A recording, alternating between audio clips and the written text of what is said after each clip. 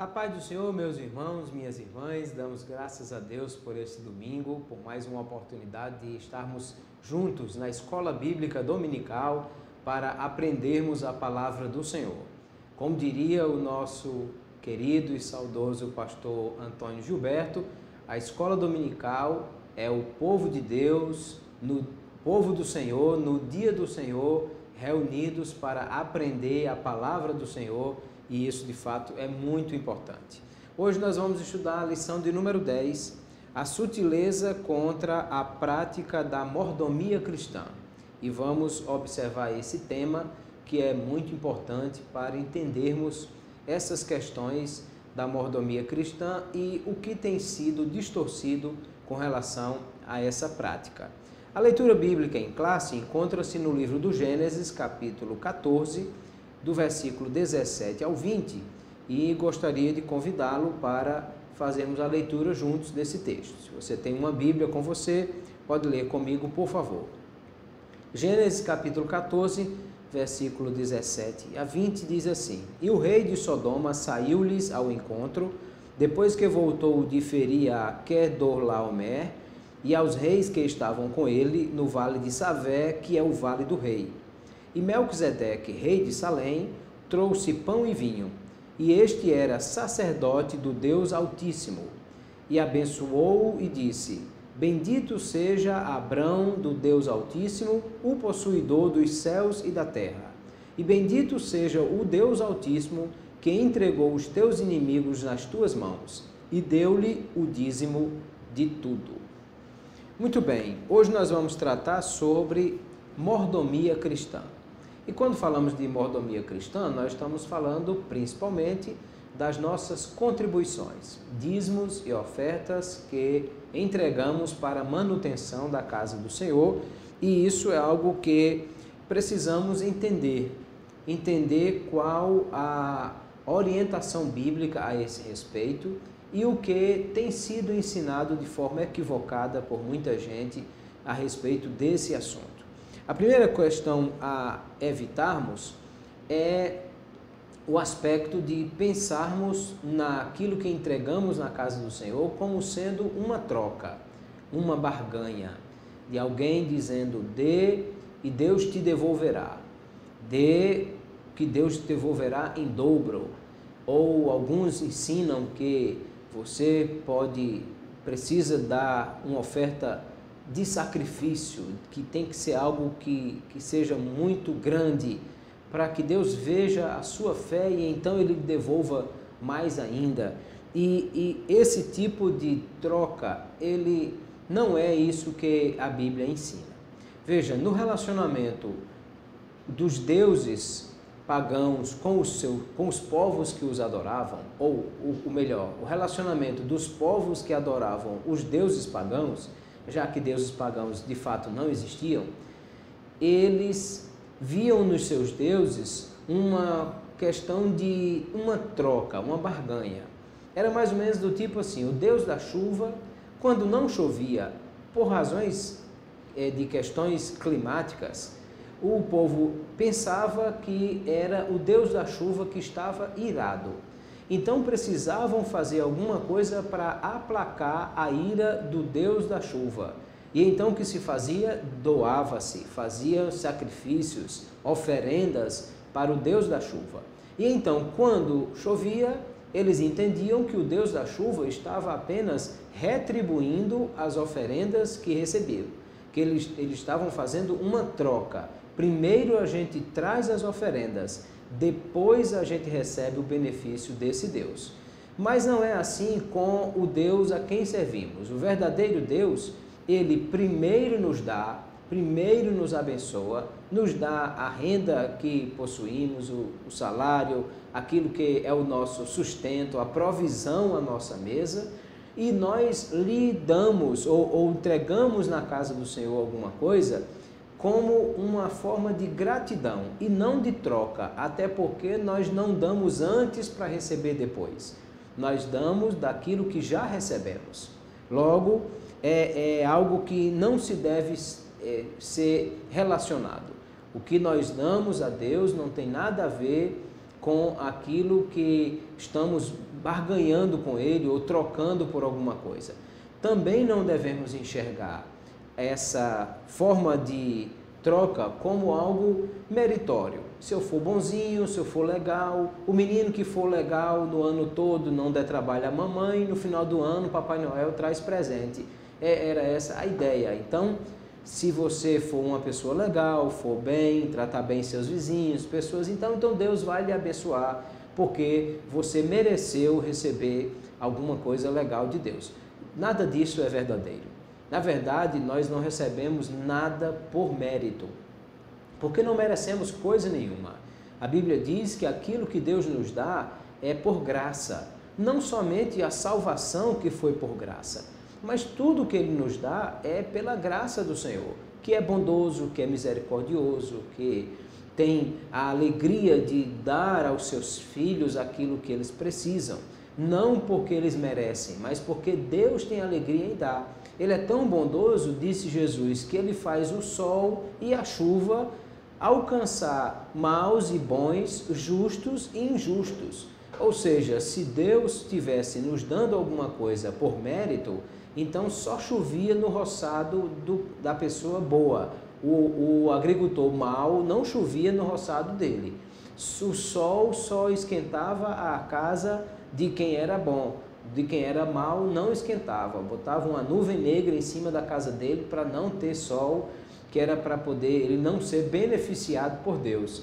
E nada disso acontece. Como já disse, Jesus disse que Deus é tão bom, o nosso Pai Celestial, que faz com que o sol e a chuva alcancem bons e maus, justos e injustos, pecadores e santos. Logo, nada do que recebemos de Deus é por mérito. Há uma estranha doutrina ensinada em muitos lugares, que se chamou de teologia da prosperidade, que associa essas coisas, como que Deus nos dá alguma coisa porque merecemos, ou porque trocamos. Quanto mais investimos no reino de Deus, mais recebemos, como se Deus fosse uma espécie de banco imobiliário de alto rendimento, e então você deposita muito no reino de Deus e você tira mais ainda, e na verdade seria o negócio mais rentoso que existia, porque a melhor coisa que tinha era você investir nesse banco imobiliário celestial, e não é isso que acontece. Não é assim que a Bíblia nos ensina. Não é esse o Deus a quem servimos. Nós não trocamos nada com Ele, nem merecemos coisa nenhuma, mas reconhecemos que Ele tem sido bondoso, provedor e tem sido o nosso ajudador em todas as coisas, que é exatamente essa questão que nós precisamos entender hoje. Outro aspecto distorcido do ensino a respeito da mordomia cristã é alguém falando a respeito que as contribuições do dízimo, elas eram uma coisa do Antigo Testamento, da lei de Moisés, e que, portanto, a igreja não estaria mais sujeita a esse tipo de coisa. Bom, nós precisamos separar as questões. Primeiro, lembrando a partir do texto que nós lemos, que o dízimo não foi trazido como uma orientação de Deus durante a lei de Moisés, que era algo que já existia antes. E o texto de Gênesis capítulo 14 nos mostra isso. Abraão vai salvar o seu sobrinho Ló e aqueles que foram escravos pelos reis que atacaram, e ele consegue tomar de volta, soltar os prisioneiros, incluindo seu sobrinho, e também tomar os despojos daqueles que ele venceu, e o que era algo muito comum naquela época de despojos de guerra. E então aparece a Abraão uma figura que é muito enigmática nas Escrituras, nós não temos muita segurança de exatamente quem era, mas só sabemos a respeito dele lendo Gênesis 14, o Salmo 110 e Hebreus capítulo 7, que falam sobre Melquisedeque, inclusive como uma figura de Cristo.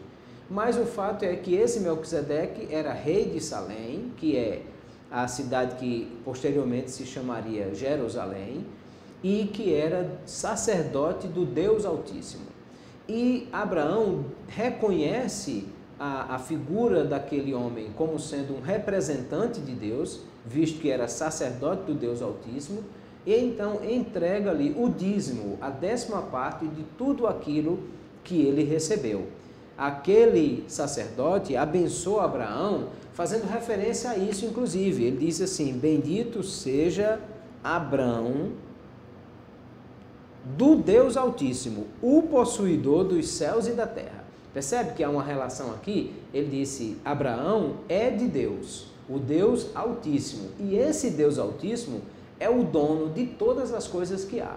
Ele é o possuidor dos céus e da terra. Há uma relação muito interessante aqui. O sacerdote, Abraão reconhece que aquele sacerdote é representante de Deus, o Deus Altíssimo. E o sacerdote reconhece que Abraão, ele é pertencente ou tem uma aliança com o Deus Altíssimo, que é o dono de todas as coisas. E então Abraão deu-lhe o dízimo de tudo. Logo, o que percebemos aqui é que não há nenhuma a origem do dízimo apenas na lei de Moisés, mas ele era anterior à lei. Também nós vamos ver que na lei de Moisés não existia só um dízimo. Na verdade, existia o dízimo no que diz respeito à questão da colheita, que era para atender a necessidade do templo e prover manutenção do templo e dos que serviam no templo. Havia também um dízimo que se entregava para que se retia para celebrar as festas, aquele que ia a Jerusalém. Esse dízimo, inclusive, ele diz que você tivesse um animal, você podia vender o animal, levar esse dinheiro para Jerusalém e, chegando em Jerusalém, comprar outro animal. Daí porque havia também os cambistas em Jerusalém, porque vinham estrangeiros de todos os países e eles traziam as moedas desses países, e chegando lá tinha que trocar pela moeda do templo para dar o dízimo do templo. Aquela referência que Jesus disse, o dinheiro de César e o dinheiro de Deus. Além disso, havia o dízimo para dar às pessoas carentes, pobres e essa coisa toda.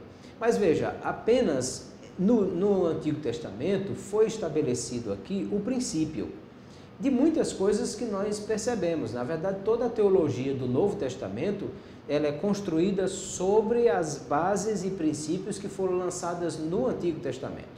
Por exemplo, quando o apóstolo Paulo fala sobre o obreiro receber sustento da obra, ele faz referência à ordem da lei mosaica de dar o sustento ao animal que trabalhava. Ele disse: está escrito na lei que não se deve atar a boca ao boi que debulha. Ou seja, você tinha uma pedra de mó, aquela pedra grande para moer, triturar os cereais, e você botava um animal ali para puxar aquela pedra, e ele estava ali moendo, e o cereal que caía ali no chão, o animal tinha vontade de comer. E alguém pensava o quê? Não, esse animal vai comer o meu cereal, vai acabar com ele. Aí botava uma mordaça na boca do animal. Só que o que acontece? Se o animal não comia, ele não tinha força para puxar a pedra, daqui a pouco ele não podia mais produzir.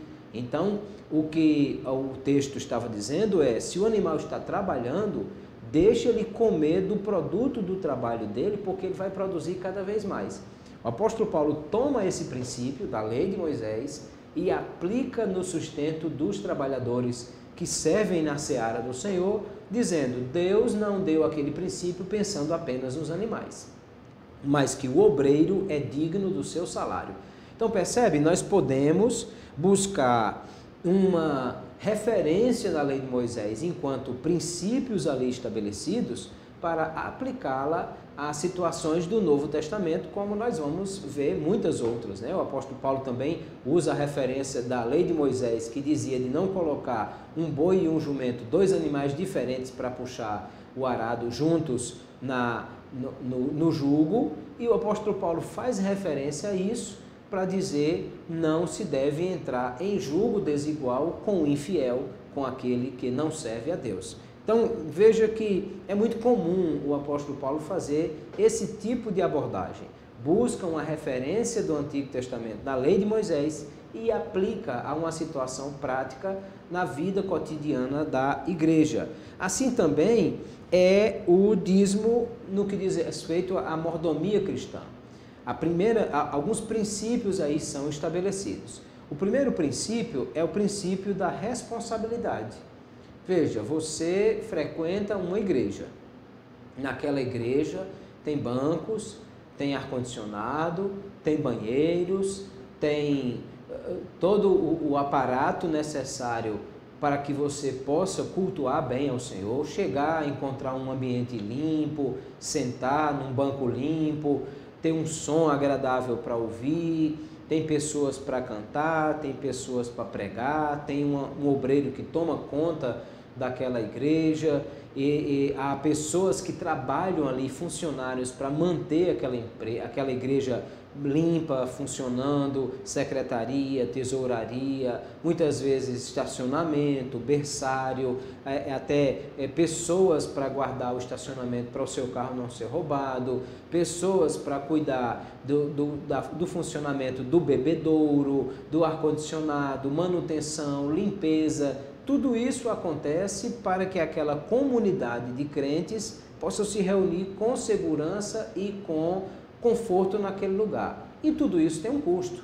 Se você faz parte dessa comunidade que frequenta essa igreja e que está sendo beneficiado por tudo isso, nada mais justo do que você ter responsabilidade com a comunidade que você vive e então dar a sua contribuição para que haja esse sustento, para que haja a condição de pagar os funcionários, comprar o material de limpeza, fazer manutenção no ar-condicionado, no ventilador, no som, comprar as cordas dos instrumentos e tantas coisas, e manter aqueles que vivem da obra, aqueles que se dedicam em tempo integral à obra do Senhor. Então, o primeiro princípio aí, que a lei de Moisés já estabelecia, era o princípio da responsabilidade. Veja, o templo deveria funcionar.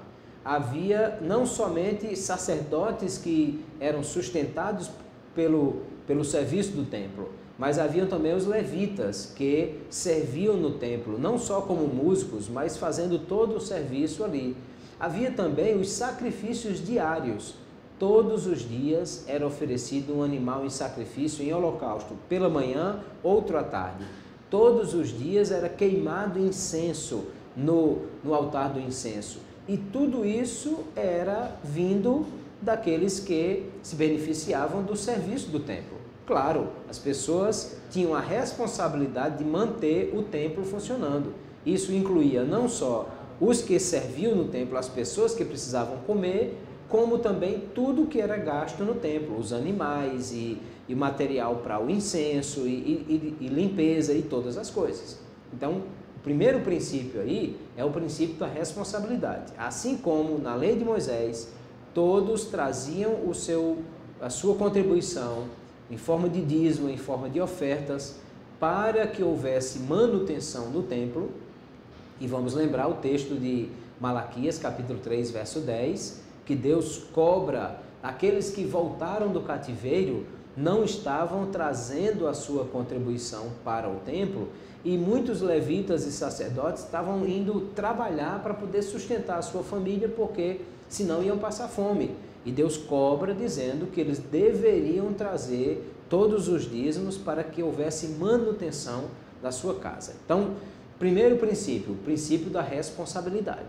Se alguém diz assim, não, no Novo Testamento ninguém é obrigado a dar nada. Sim, então não deveria querer um templo limpo, um som de qualidade, alguém tomando conta de tudo isso, funcionário, banheiro sujo, era para não ter necessidade de nada disso. Ou as pessoas terem toda a responsabilidade de fazer isso de forma que fosse um serviço voluntário. Aí toda a igreja tinha que trabalhar nisso, o que seria muito complicado, porque mesmo todo mundo sendo voluntário, mas a companhia de água, a companhia de energia, o pessoal que faz manutenção, eles não recebem abraço como pagamento. Eles recebem pagamento em dinheiro mesmo. Então, isso significa o quê? Nós que fazemos parte dessa comunidade, que nos servimos local, nós precisamos ter a responsabilidade de garantir a manutenção desse local, de funcionários e de tudo o mais. O outro princípio estabelecido na lei de Moisés, que nós vamos ver também no Novo Testamento, é o princípio da regularidade. O dízimo era trazido de tudo aquilo que se ganhava, né? Provérbios vai dizer assim: honra ao Senhor com as primícias de toda a tua renda. Isso quer dizer, tudo aquilo que nós ganhamos, nós trazemos para o Senhor. 1 Coríntios capítulo 16, o apóstolo Paulo orienta a igreja dizendo: cada um de vós traga no primeiro dia da semana. Por quê? Porque naquela época era comum as pessoas receberem o seu salário por dia mesmo, por diária. Era muito comum o trabalhador que era diarista ou por semana. Então o apóstolo Paulo recomendou o quê? Você vai juntando o que você ganhou e traz a sua contribuição no primeiro dia da semana. No mundo que nós vivemos hoje, é mais comum a maioria dos trabalhadores no Brasil regidos pela CLT recebem salário mensal. Então o mais comum é o quê? Quando você recebe o salário mensal, separar aquilo que vai trazer como contribuição para a casa do Senhor. E fazer isso com regularidade. Ele não é uma vez na vida, quando você achar que deve, não. É com regularidade. E então nós percebemos isso por uma razão muito simples, é que as pessoas que sobrevivem do templo, os serviços realizados no templo, aquele princípio da responsabilidade que eu falei, ela é diária.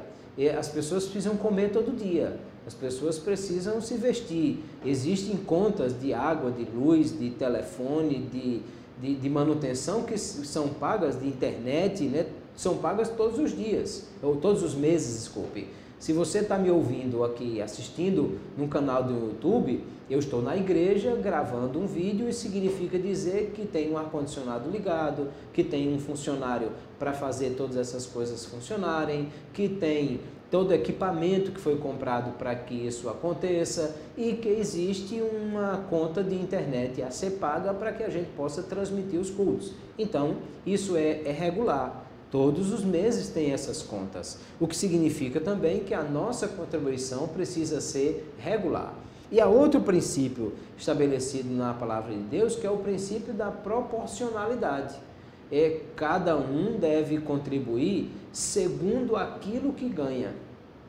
E aí quando nós lemos 2 Coríntios capítulo 9, ele vai dizer que o que pouco ceifa, pouco também ceifará, o que semeia em abundância. Ele disse: cada um contribua segundo propôs no seu coração, não com tristeza ou por necessidade, porque Deus ama ao que dá com alegria.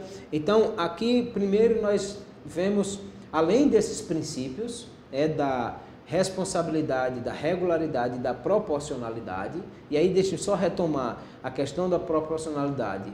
Quando o apóstolo Paulo diz, 1 Coríntios 16, que cada um contribua segundo as suas posses, ele estabelece isso. E o dízimo, ele quer dizer o quê? Dízimo, a palavra dízimo, quer dizer a 10ª parte. Ou seja, é proporcional. Quem ganha R$1.000, 10% é R$100. E quem ganha R$100.000, 10% é R$10.000. O dízimo desse não é maior do que daquele, porque ambos estão contribuindo com o mesmo percentual, ou seja, o princípio da proporcionalidade. Então, de fato, eu vou concordar com os que fazem essa observação que nós não temos no Novo Testamento um ensino direto dizendo você tem que dar o dízimo, apesar de que Jesus fez uma referência positiva ao dízimo, dizendo que se trazia o dízimo à casa do Senhor. Não encontramos no apóstolo Paulo nenhuma referência direta ao dízimo, mas encontramos a referência à questão da contribuição proporcional. Ele diz, cada um contribua segundo as suas posses. E dízimo é proporcional, é percentual, indica proporcionalidade. Se você pergunta, então, mas tudo bem, eu entendi que é proporcional, mas quanto é proporcional? Bom, o único percentual que nós conhecemos são os 10% do dízimo. Então, agora, isso nós precisamos fazer não por obrigação, não por uma imposição. É isso que o apóstolo Paulo diz aqui no capítulo 9 da segunda epístola aos Coríntios. Deus ama ao que dá com alegria. Eu escutei outro dia o pastor Jeremias Pereira, pastor da 8ª Presbiteriana de Belo Horizonte, e ele dizendo que o pastor e o tesoureiro gostavam de quem dava com raiva também. Porque quando ia pagar as contas de água, de luz, funcionários, ninguém perguntava se aquele dinheiro foi dado com raiva ou se foi dado com alegria. Aí disse, então o pastor e o tesoureiro também gostam de quem dá com raiva. Agora, Deus ama ao que dá com alegria. Então, nós precisamos exercitar isso no nosso coração. Dar com alegria. E é exatamente esse aspecto que o pastor José Gonçalves vai trabalhar na nossa revista, indicando, primeiro, que nós devemos perceber que Deus é o dono de todas as coisas. Salmo 24, verso 1 diz que do Senhor é a terra, a sua plenitude, o mundo e os que nele habitam. Veja, não sobrou nada para ninguém. Tudo é de Deus. Aquilo que Melquisedeque disse a Abraão, Deus é o possuidor dos céus e da terra. Ele é dono de tudo. Se ele é dono de tudo, ele é dono de toda a riqueza, ele é dono de todas as coisas que há. Deus lembra ao povo que chorava porque não via um templo tão suntuoso quanto o templo de Salomão, aquele segundo templo que foi reconstruído por Zorobabel. E Deus diz ao povo, por intermédio do profeta Naum, dizendo, meu é o ouro, minha é a prata, diz o Senhor dos Exércitos. Então, nós entendemos aí que Deus é dono de todas as coisas. E se Ele é dono, Ele é possuidor de tudo, portanto, não há nada que não seja de Deus. Aliás, se você é salvo na pessoa de Jesus Cristo, preciso lhe dizer que você também é de Deus, porque a Bíblia diz que Ele nos comprou por bom preço, de forma que o nosso corpo, alma e espírito pertencem a Deus. Então, não só o que você tem, mas você também pertence a Deus, também é de Deus. Logo, quando entendemos que tudo é de Deus, nós também precisamos entender aquilo que a Bíblia fala sobre despenseiros, 1 Coríntios 4:1, ele diz que os homens nos considerem como ministros de Cristo e despenseiros dos mistérios de Deus. Ele está dizendo o quê? Nós somos mordomos, nós somos administradores daquilo que é de Deus, que Ele nos deu para disso gozarmos. Claro, você tem direito de comer, de vestir, de viajar, de ter conforto com aquilo que você recebeu, entendendo que você recebeu de Deus, que a saúde que você tem, que a inteligência que você tem, que a oportunidade de emprego que você tem, que a capacidade para passar no concurso que você passou e que todas essas coisas são provenientes de Deus. Eu acho fantástica a expressão de Davi, quando ele faz um recolhimento de uma oferta especial para a construção do templo, e aquela oferta é grande, ele mesmo doa uma quantidade enorme de ouro e de prata, e ele vê aquela provisão, ele diz assim, quem somos nós, que nós tivéssemos capacidade de dar todas essas coisas que o Senhor tem dado a nós para que nós possamos com ela construir o templo. E aí, a expressão de Davi que me chama a atenção, ele diz assim, da tua mão tu damos. Ou seja, ele reconhece que recebeu de Deus, e disso que ele recebeu de Deus é que ele está dando para a obra de Deus, para a construção do templo. Então nós precisamos entender isso. Primeiro, Deus nos deu daquilo que é dele. Ele é o dono de todas as coisas. Segundo, nós somos administradores disso que Deus tem nos dado. E em terceiro lugar, nós devemos fazer isso com alegria e como expressão de gratidão no nosso coração. Veja o texto de 2 Coríntios 9, eu gosto muito da expressão aqui do apóstolo Paulo, que diz assim, cada um contribua segundo propôs no seu coração, não com tristeza ou por necessidade, porque Deus ama ao que dá com alegria. E Deus é poderoso para tornar abundante em vós toda graça, a fim de que, tendo sempre em tudo toda suficiência, superabundeis em toda boa obra, conforme está escrito: espalhou Deus aos pobres, a sua justiça permanece para sempre. Aí ele continua: ora, aquele que dá semente ao que semeia e pão para comer, quem é que dá semente ao que semeia? Deus. Porque os homens podem até construir uma semente sintética. Se você cozinhar aquele arroz sintético, aquele feijão sintético, pode até ter gosto de feijão e gosto de arroz. E pode até ter os nutrientes que o arroz e o feijão possuem. Mas se você pegar aquele feijão sintético e enterrar, ele não nasce. Ele não vira um pé de feijão, porque não tem vida ali, no que os homens fazem. A vida está na semente que Deus fez. E você, para ter mais feijão, precisa de feijão para plantar, para nascer pé de feijão, para poder sair mais feijão. Então ele diz: aquele que dá semente ao que semeia e pão para comer, também multiplicará a vossa sementeira e aumentará os frutos da vossa justiça, para que em tudo enriqueçais para toda a beneficência, a qual faz que por nós se deem graças a Deus. Ele, percebe? Paulo está dizendo assim: olha, Deus deu semente a você, você vai semear e ele vai fazer essa semente multiplicar. E que Deus continue multiplicando para aumentar o fruto da sua justiça, ou seja, a sua capacidade de contribuir, que a sua contribuição seja cada vez mais liberal, e Deus abençoe cada vez mais você para que você tenha a capacidade mais de contribuir. E aí ele diz assim: para que em tudo enriqueçais para toda a beneficência, a qual faz que por nós se deem graças a Deus. Ou seja, alguém agradece a Deus pela sua liberalidade, pelo seu dízimo, pela sua oferta, pela sua generosidade em contribuir. Aí ele explica por quê.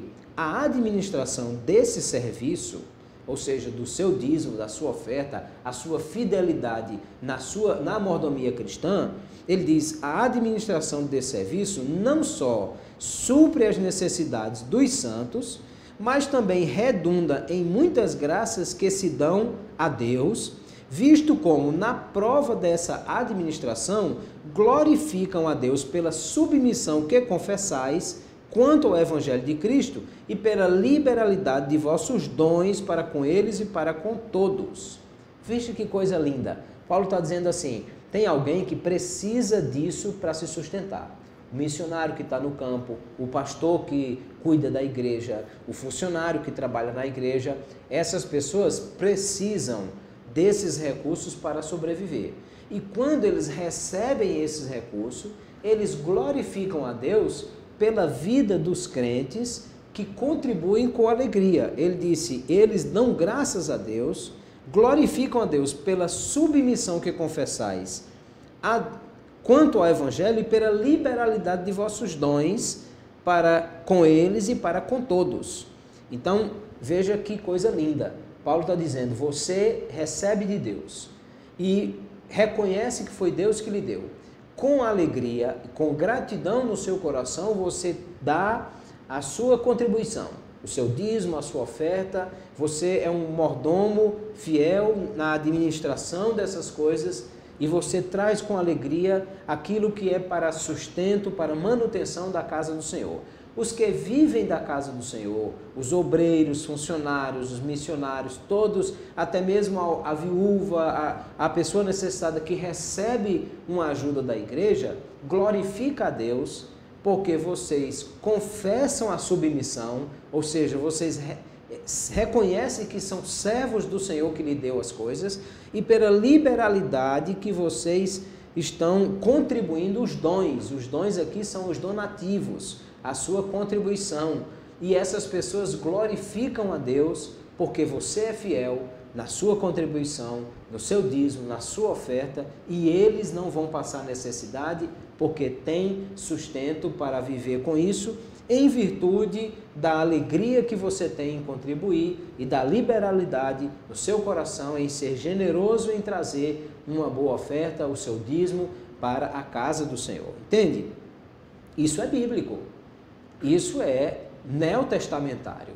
É isso que a Bíblia está ensinando no que diz respeito à nossa responsabilidade quanto à mordomia cristã.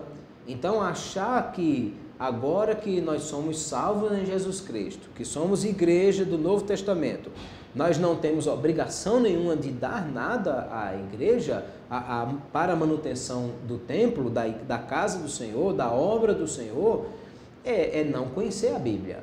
Claro que a Bíblia ensina sobre todas essas coisas, e nós estamos vendo claramente como Novo Testamento, o apóstolo Paulo está mostrando isso, trazendo como referência a mesma questão do Antigo Testamento. O dízimo que era entregue no templo de Salomão e no tabernáculo de Moisés era para manter tudo aquilo funcionando e que aquelas pessoas que serviam não passassem fome. Da mesma forma que em Malaquias Deus cobra que haja manutenção porque os que vivem do templo estão passando necessidade. E assim também o apóstolo Paulo orienta que nós devemos fazer isso, dizendo inclusive que essas pessoas glorificam a Deus porque você se declarou servo de Deus e você foi liberal no seu coração em contribuir com alegria. Então, todos esses princípios são princípios bíblicos associados à doutrina da mordomia cristã, de que nós precisamos saber administrar bem isso.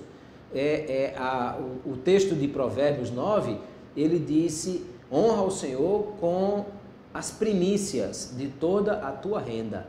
Ele está dizendo exatamente que, primeiro, eu preciso me organizar, como o trabalhador, na época da lei, fazia a primeira colheita, ele trazia para o templo. E não, vou consumir tudo, se sobrar, eu levo para o templo.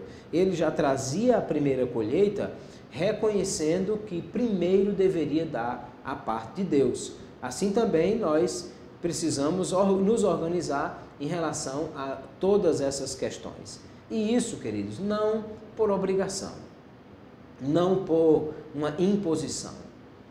Porque eu tenho que dar o dízimo, senão o devorador vai comer a minha casa. Não pense em Deus como sendo um Deus cruel e carrasco que vai punir aquele que não for grato. Não, ele inclusive manda o sol nascer, inclusive para os ingratos. Que ingratidão não é algo que Deus vai punir, mas é algo que ele não se agrada. Então, nós precisamos não olhar como algo para sermos alvo ou não da punição de Deus, mas devemos olhar aquilo que agrada ao Senhor. O apóstolo Paulo fala que aquele que milita não se embaraça com os negócios desta vida, a fim de agradar aquele que o alistou para a guerra. Ou seja, não vendo Deus como Deus impositivo, aquele Deus pagão que vai irar-se com aqueles que não trouxerem as oferendas. Não, nós vamos ver um Deus como um Pai amoroso, que nos ama e nos dá a provisão, o sustento, o cuidado de para suprir todas as nossas necessidades. E agora, reconhecendo isso e com alegria, nós trazemos para a casa do Senhor os nossos dízimos e as nossas ofertas como forma de manutenção do trabalho do Senhor, de manutenção daquilo que nós mesmos usufruímos. Nós gostamos quando tem um templo bem cuidado e funcionários que cuidam disso. Nós gostamos quando tem um pastor que pode se dedicar a orar, a buscar a Deus e a trazer uma palavra, a visitar o rebanho, a fazer o serviço pastoral. Quando precisamos, tem alguém que nós possamos ter um aconselhamento, e isso é maravilhoso. Mas nem sempre lembramos que tudo isso é algo que precisa de manutenção e que a nossa contribuição é necessária para que tudo isso aconteça. E nós fazemos isso como prova de gratidão. Que bom que Deus lhe deu saúde, vida, oportunidade. Que bom que Deus lhe deu inteligência, um emprego, uma renda.